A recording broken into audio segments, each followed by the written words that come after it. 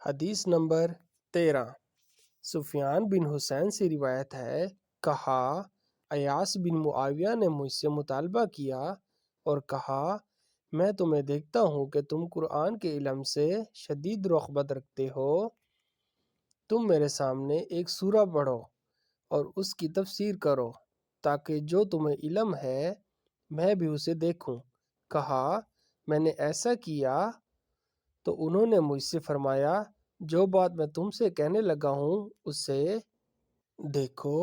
کہا میں نے ایسا کیا تو انہوں نے مجھ سے فرمایا جو بات میں تم سے کہنے لگا ہوں اسے میری طرف سے ہمیشہ یاد رکھنا۔